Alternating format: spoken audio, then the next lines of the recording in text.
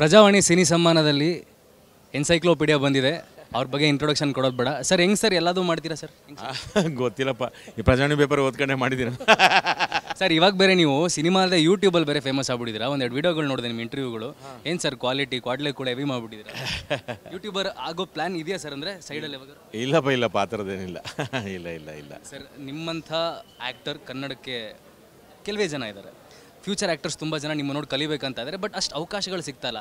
ಎಲ್ಲಿ ಮಿಸ್ಸಿಂಗ್ ಆಗಿದೆ ಅಂತ ಅನ್ಸುತ್ತೆ ಸರ್ ನಿಮಗೆ?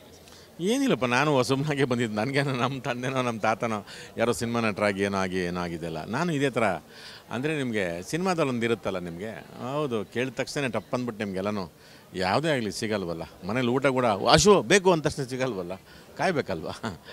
ಆ ತಾಳ್ಮೆಯನ್ನು ತಳ್ಕೊಂಡು ಸ್ವಲ್ಪ ವಿವೇಚನೆ ವ್ಯವಧಾನ ಬೆಳೆಸ್ಕೊಂಡ್ರೆ ನಿಮಗೆ ಸಿಗುತ್ತೆ. ಸಿಕ್ಕಿದ್ದನ್ನು ಉಪಯೋಗಿಸ್ಕೊಂಡು ನೀವು ಪಡ್ಕೊಂಡ್ಮೇಲೆ ಅದು ಉಳಿಸ್ಕೋಬೇಕು. ಇದೆಲ್ಲ ಪ್ರೋಸೆಸ್ಸು ಸರ್. ನೆಕ್ಸ್ಟು ಎಲ್ಲ ಥರ ಮಾಡಿಬಿಟ್ಟಿದೆ ಸರ್, ಬಟ್ ಒಂದು ಗುರು ಇದು ಮಾಡಿದ್ರೆ ಚೈಲ್ಡ್ಹುಡಲ್ಲಿ ಡ್ರೀಮ್ ಇರುತ್ತೆ, ಮಾಡೋಕ್ಕಾಗಿಲ್ಲ ಅಂತ. ಅದು ಯಾವ ಥರ ಪಾತ್ರ ಸರ್? ಅಲ್ಲ, ಚೈಲ್ಡ್ಹುಡಲ್ಲಿ ನಾನು ಈ ಥರ ನಟ ಆಗಬೇಕು ಇದಾಗಬೇಕು ಅಂತ ನಾನೇನು ಅಂದ್ಕೊಂಡಿರಲಿಲ್ಲ.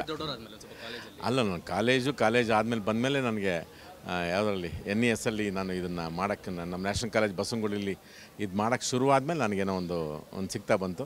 ನಾನು ರಂಗಾಯಣಕ್ಕೆ ಹೋದ್ಮೇಲೆ ಆಮೇಲೆ ಬೇರೆ ಥರದ್ದು BV ಕಾರಂತರು ನನಗೆ ಅಲ್ಲಿಂದ ಬೇರೆ ಥರದ್ದು ಒಂದು ಪ್ರಪಂಚವನ್ನಾಗಲಿ ಈ ಎಲ್ಲವನ್ನು ನೋಡೋ ರೀತಿ ಬೇರೆ ಆಯಿತು ನಾನು ರಂಗಭೂಮಿಗೆ ಹೋದ್ಮೇಲೆ. ಸರ್, ತುಂಬ ಖುಷಿ ಸರ್ ನಿಮ್ಮ ಜೊತೆ ಮಾತಾಡಿ. ಹಿಂಗೆ ಒಳ್ಳೊಳ್ಳೆ ಸಿನಿಮಾಗಳು ಮಾಡ್ತಾರೆ. ಆದಷ್ಟು ಇನ್ನೂ ಯೂಟ್ಯೂಬಲ್ಲೂ ಬನ್ನಿ. ಯುವಕರು ನಿಮ್ಮನ್ನು ಅಲ್ಲೂ ಬೇಕು ಅಂತ ಇದ್ದರೆ ಎಲ್ಲೂ ಬಿಡೋದು ಬೇಡ ರಂಗಾಯಣ ಸರ್ನ ಅಂತ. ಎಲ್ಲ ಹೆಂಗೆ ಹೋಗುತ್ತೆ ಹಂಗೆ ಹೋಗ್ತಾ ಇರ್ತೀವಿ ಅಷ್ಟೇ. Thank you sir. Thank you so much. Thank you.